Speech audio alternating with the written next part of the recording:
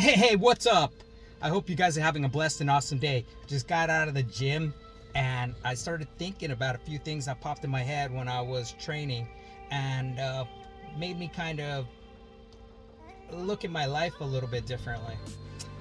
So when I was training, I started thinking about how I was, where like years ago, like thinking that I'm almost hitting on a year of not working in the engineering aspect of my life. I've always been an engineer for about 30 years of my life. I have been working as an engineer, started off my career working as a undergrad research assistant at Los Alamos Labs. Then I ended up graduating college with my electrical engineering degree. Then I started working for Honeywell, working in the aerospace division. So I have always been like an aerospace engineer, as well as working on military communication, working on rockets. So literally I can call myself a space cowboy. But when I started thinking about where I was years ago when I was unemployed, because there were some downturns in the market and I couldn't find a job to really shake a stick at. I've gone through like 30 or 40 different interviews. I felt like I was worth more dead than alive.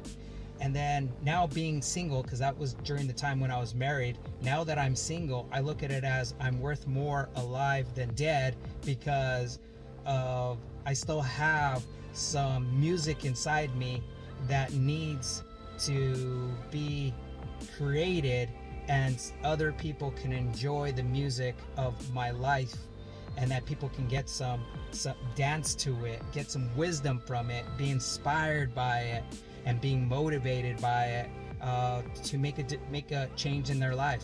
That's the thing I look at it right now.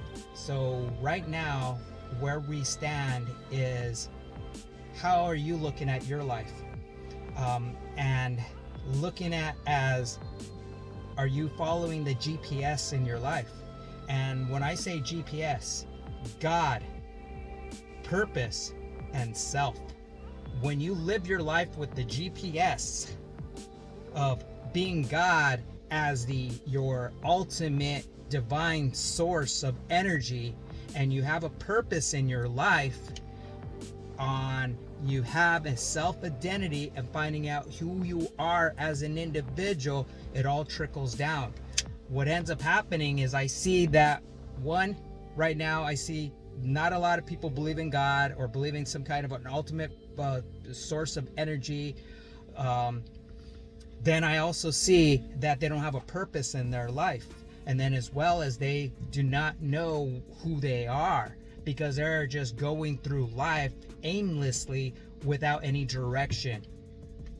And when you think about those three important things in your life, those things help guide you to become a better, stronger individual. For myself, I can say that the time period of when I was in the lull of my life, lacking of leadership, made things to be where my spouse at the time was that she had to step into that masculine role because I wasn't doing it.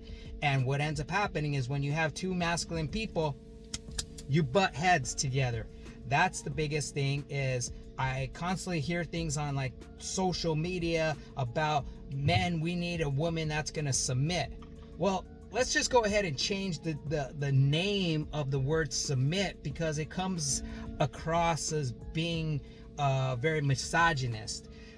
Think of the word as both individuals believe in God, have a purpose, and they know who they are, and all they're doing is they're coming together and they're submitting to God. That is it. It's just the submitting to the power of the divine source itself, that each other's got their backs, got their six. Because when you look back at the olden days, I'm going to say medieval days, where everybody's only out looking for themselves and stealing, pillaging, raping, and taking other tribes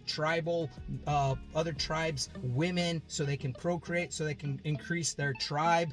And when you look at what's going on, that when a man and woman are together, they really have to be looking out for each other's six, knowing that there is always something going on. Women have this divine intuition within themselves because they're more connected to the feminine energy, where that is where it's being cultivated from.